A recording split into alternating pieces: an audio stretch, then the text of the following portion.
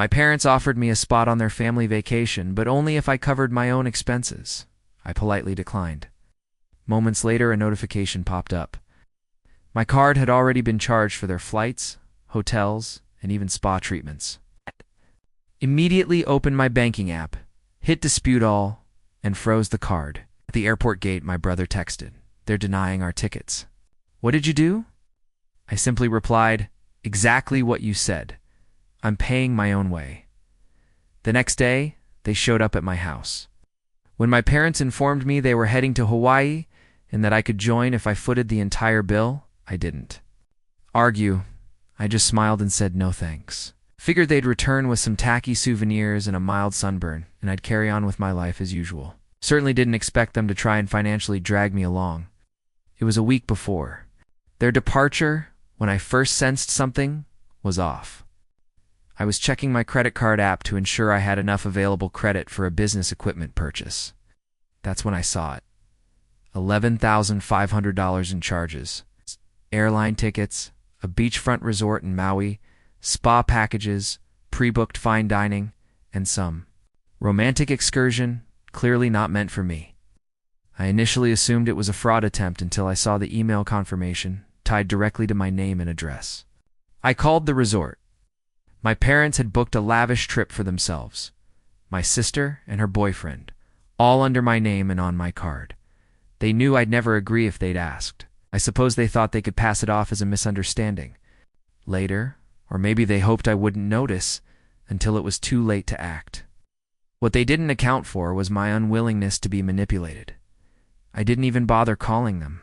I just opened the app and clicked dispute all. Then I called the credit card company, explained everything, and had the card blocked and replaced. The whole process took about 15 minutes. I was leaving my office when my phone buzzed. A text from my brother appeared, who, by the way, wasn't even invited on the trip, probably because he's too broke to impress anyone. They're refusing to give us our tickets. "What did you do?" I simply wrote back what you told me to do. "I'm paying for myself." Apparently, the airline wasn't pleased when the card was flagged for fraud and the booking was canceled mid-check-in. I didn't hear anything else from them until the next day. Around 9 a.m., I heard frantic pounding on my door. It was my parents, my sister, and her boyfriend. They weren't sun-kissed and relaxed. They looked furious and utterly embarrassed. They didn't even wait for an invitation, just pushed past me, shouting over each other, demanding to know how I could do this to them. My sister's boyfriend was quiet at first, just stunned. They had told him I'd offered to pay for the trip, knowing they couldn't cover it themselves. They'd spent weeks hyping up this family vacation to him, and now they looked like the liars and freeloaders they were. I asked them point blank why they thought they could just help themselves to everything I had. $11,500 isn't just vacation. Money for me, it's everything. I'd given them access to a secondary card for genuine emergencies. Not for them to live out some fantasy in Maui. They tried to spin it as an investment in the future, saying I should be happy to help the family. Especially since they were trying to impress someone who might soon be part of it. That part struck me as odd. My sister's boyfriend barely knew me, yet I was apparently supposed to bankroll his approval. When they realized I wasn't backing down, they stormed out. My mom yelled something about being humiliated when people found out they didn't go. My dad mumbled about ungrateful children. My sister wouldn't even look at me. But that wasn't the end. It was just the beginning. I honestly thought they'd leave me alone after that scene in my living room, but once they realized the trip wasn't happening and the money wasn't magically reappearing, they'd go sulk in private. But this was my family. Logic didn't mean much to them. Started subtly. A few emails from vendors asking if my mom was still handling invoicing. That was strange because she hadn't touched anything in days. I logged into my business systems and saw her account was still active, poking around, not changing anything, just watching. She'd been helping me with administrative tasks for about a year. I paid her $2,200 a month to manage emails, billing, and some client follow-ups. It was mostly busy work, but she loved telling people she was managing part of my company. It made her feel important, and I figured, why not? It saved me time, and she stayed out of my way. But now, after what they pulled, I was done playing nice. I revoked her access that night, changed passwords, locked accounts, and notified clients directly. The next morning, she left a string of voicemails, ranging from confused to furious. Then she sent a long email about how I had stripped her of her dignity and was letting money ruin our family. No mention of the stolen vacation funds. No apology. Then my dad showed up. No call, just rang the bell, arms crossed, waiting as if I owed him something. He walked in like he owned the place, sat down and started talking about how this family always stuck together. He said I was taking things too far, that they didn't think I'd actually dispute the charges. And now they were embarrassed in front of my sister's boyfriend. I didn't say much until he brought up the money, claiming they were in a rough patch and just wanted to give the family something to smile about. I laughed. I couldn't help it. $11,500 for spa packages, luxury rooms, and oceanfront views. Not exactly a smile budget. I told him I knew their real agenda. The vacation wasn't just for relaxation. It was a performance. They were trying to convince Liam, my sister's boyfriend, that we were some picture-perfect, financially comfortable family. That if he married her, he was marrying into stability. Perhaps he'd feel obligated to help them out, support them, carry them, as I had been quietly doing for years. My dad didn't even argue. He just got quiet and left. That's when I knew. I had to talk to Liam. I reached out, telling him we needed to chat, just the two of us. No drama, no pressure. We met at a quiet diner near his place. Told him everything. About the money, the trip, the real reason behind it that they used. My name, my card, and tried to pass me off as some generous brother to cover up their desperation. That they never intended to pay me back. He didn't get angry, didn't even look surprised. Just sat there, nodded slowly, and thanked me for being honest. He said he'd been wondering why everything felt so performative lately, like he was being sold something. A week later, he called me out of the blue. He said he appreciated what I did and had been thinking. He had a side business, nothing flashy, but it was gaining momentum fast, too fast for him to handle alone. He needed someone who could organize chaos, someone who could turn a growing mess into something stable. He thought I was that person. I didn't commit right away, but I was curious. We met up again, and he walked me through the numbers, the projections, the clients he had lined up. It wasn't a scam or a favor. It was real, a genuine partnership. I told him I'd think about it, but in my head I already knew I was in. I just needed to tie up one more loose end before stepping into something new, because the old life quietly funding my family's delusions while running a small business I didn't even enjoy anymore, that part was over. Something bigger was coming. I could feel it. Once I decided to step away from my small business and accept Liam's offer, I started moving differently, quietly focused. I didn't announce anything. I didn't post online. I didn't even tell close friends. The fewer people who knew, the fewer ways it could backfire. My warehouse lease was ending anyway. I stopped accepting new contracts and began offloading equipment. No dramatic shutdown, just a quiet winding down. I didn't owe anyone explanations, and I wasn't in the mood to offer any. But even in silence, my family knew something had changed. It started with my sister. She sent a carefully worded email, more like a therapy letter than anything else, saying she understood that I was upset and respected my boundaries. Then she added how stressed my mom had been, how dad was barely eating, how the house felt cold. She claimed they were just trying to do something nice for once, and it blew up. She didn't mention the $11,500. Not once. I read it and didn't answer. That's when her tone shifted. The next email was shorter, sharper. She said, I'd made my point. It was just being cruel. That I'd embarrassed them in front of Liam, humiliated our parents.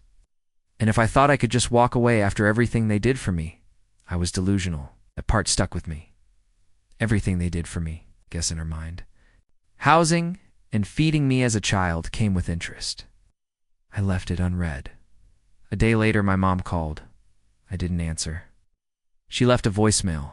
5 minutes of rambling that started tearful and ended angry, the usual script. I was breaking the family, letting money change me, pushing them into poverty. Then she mentioned the business, saying she noticed her access was cut off.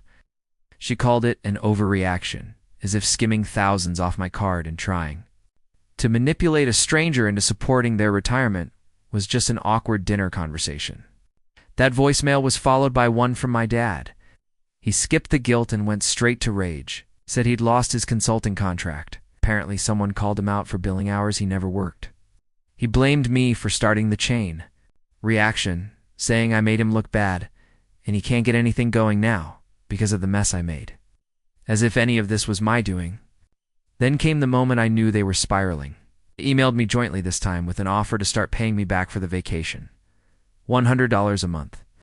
I stared at the message thinking it had to be a joke. At that rate, I'd get my money back. Sometime in the 2030s, and they wanted me to agree to it in writing.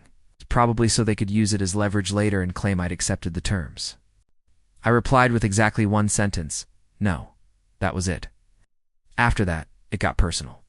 My sister accused me of sabotaging her relationship. She said Liam was pulling away, and it was my fault. She told me I used him to get revenge on the family.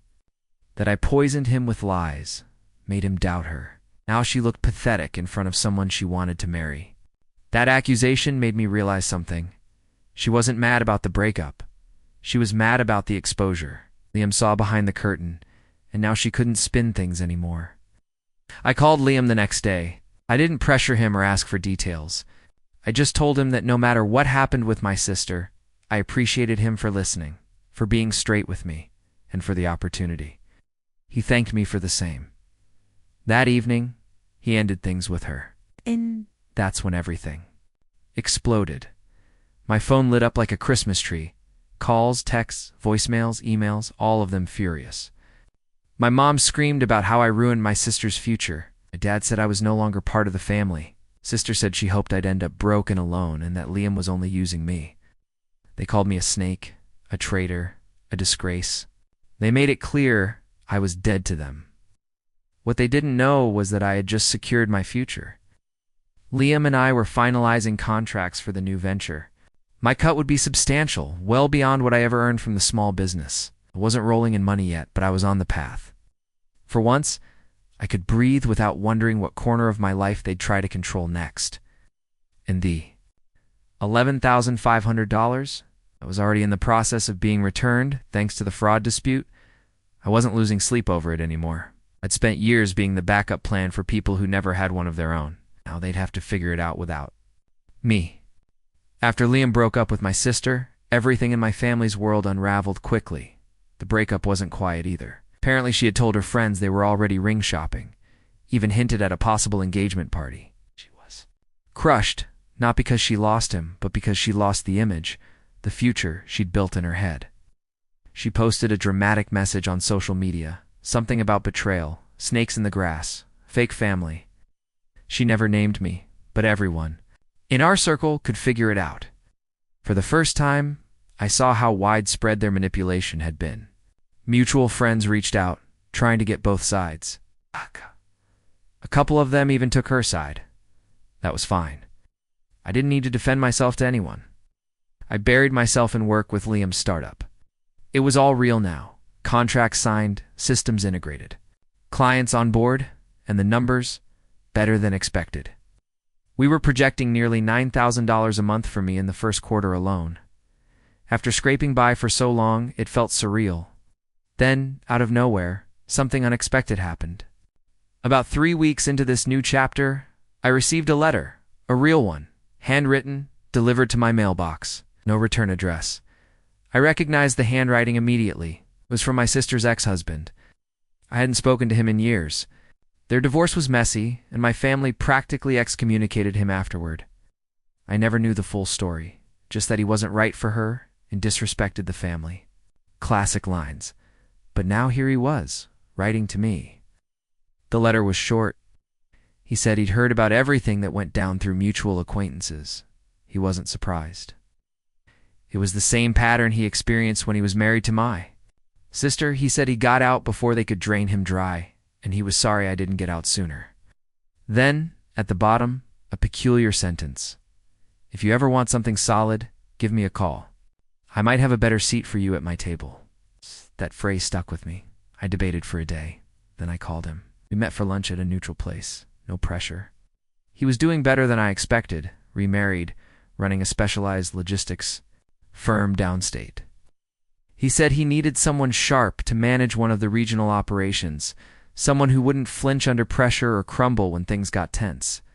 He told me he'd been watching what I'd done from a distance. He respected how I handled the family situation, especially the way I cut them off without drama. He'd worked with people like them before. He knew how dangerous it could get when you made yourself their plan A, B, and C. Then he offered me a role, higher pay, more stability, a bigger future. It wasn't easy to say goodbye to the startup. Liam had been good to me, but we talked it through. I explained the offer, the long-term fit, and how I needed to make decisions now with my sanity in mind, not just money. He understood, no hard feelings.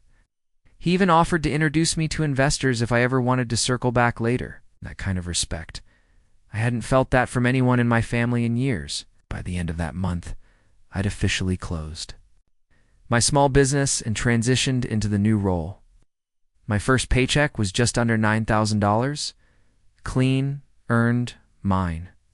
And for the first time in a long while, my bank account didn't feel like a survival line. It felt like a starting point. I didn't hear from my family much after that, except for a single message from my mom that read, "Hope you're happy. We're not." She was right. I was. Once the first few $9,000 checks hit my account, I started to understand how different life could feel when you weren't constantly calculating.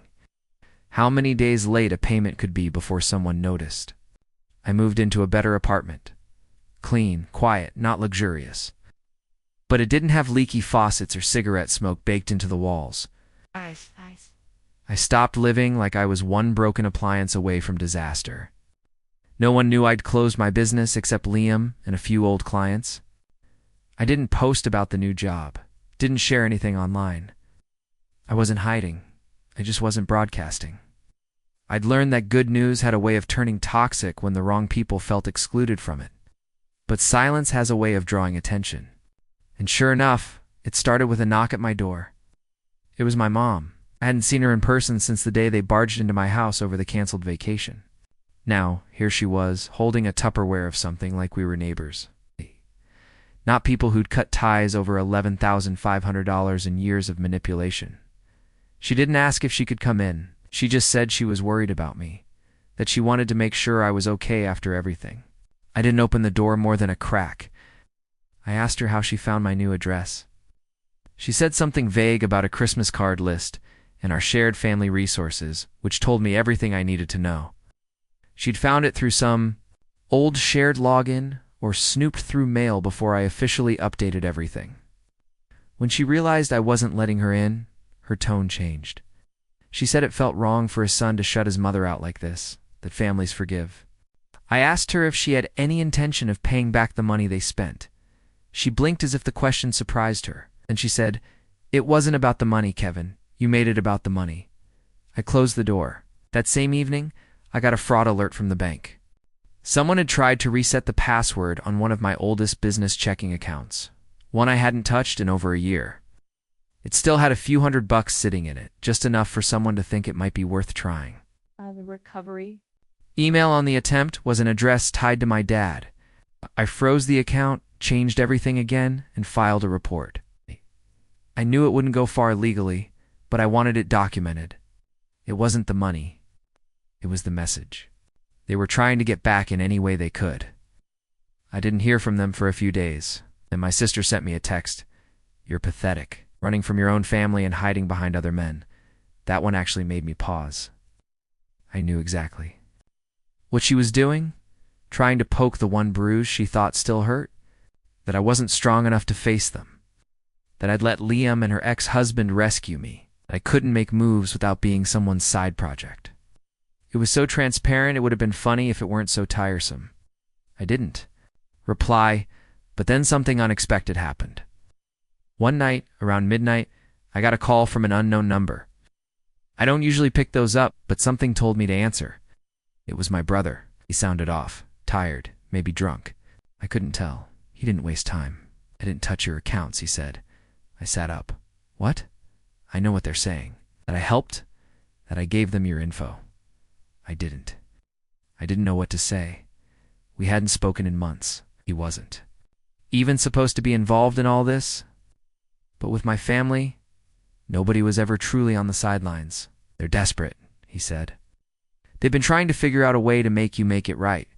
They're saying you owe the family for ruining everything, for turning Liam against us, for shutting out Mom. I asked him why he was telling me this. It was quiet for a few seconds. Then he said, "Because you're not wrong, Kev. You were just first." Then he hung up. I sat there staring at the wall for a long time, not because I was afraid, but because it confirmed what I already knew. They weren't going to stop, weren't capable of stopping. They didn't want peace, wanted access. And now that they didn't have it, they were unraveling in every direction. But I was no longer the soft landing. Not anymore. The call from my brother stuck with me longer than I expected.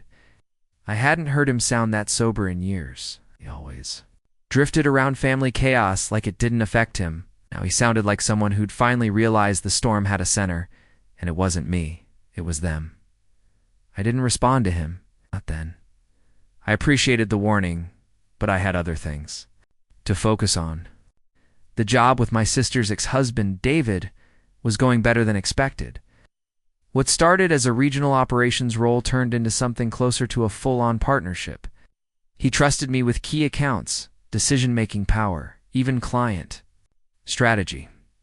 Within 4 months, I wasn't just earning $9,000 a month. I was running entire divisions. The difference in how he treated me compared to my own family was almost jarring. If I had an idea, he listened. If I needed resources, he found them. If I said no to something, it was respected. No guilt trips, no backdoor manipulations, just business done right. For the first time in my life, I didn't feel like I had to apologize for being smart or careful or protective of my time. I thought that was going to be the end of the story, but it wasn't. One night, I got home late from a client dinner. When I stepped into the hallway of my apartment building, I noticed something off. My doormat was gone. At first, I thought maybe it had blown away, but the next thing I saw made me stop cold. A handwritten note slipped under my door. No envelope, no name. You don't get to erase your blood. It wasn't signed, but I didn't need a signature. I knew who wrote it. Handwriting was familiar. It was my father's. I filed a report with building security. They reviewed footage, nothing useful. Whoever left it had waited until a blind spot in the hallway camera. Typical, that was it for me. I changed my phone number, got a P.O. box, put a freeze on my credit again, and updated every password, including ones I hadn't touched in years. Then I did something I didn't expect to do. I met up with Liam. We hadn't spoken in a while, just the occasional message. He'd moved on, was seeing someone new and doing well. But he was still someone I trusted. We sat down for coffee, and I told him everything. The note, the attempted account access, the uninvited visit from my mom, the call from my brother. Listen carefully. Then he said something I hadn't considered. You know what the scariest part is? I still think this is temporary, that you'll fold eventually. I asked him what he would do. He leaned back and said, "You've got options now. Leverage, influence, power. They hate that, but they also respect it, even if they never admit it." That stuck with me. I went home that night and started writing. A letter, not to them, but to myself. A list of everything they'd taken from me over the years. Not just money, but energy, time, peace, opportunities, trust. Then I wrote a second list. Everything I'd gained since cutting them off. And when I finished, I realized something simple. I didn't owe them anything, not even anger. So I did one final thing. Called my lawyer and asked him to draft something. Simple, but airtight. A formal cease and desist. I had it delivered to each of them individually. My parents, my sister, even my brother.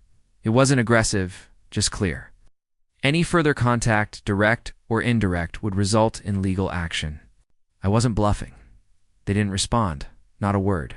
Just like that, the noise stopped.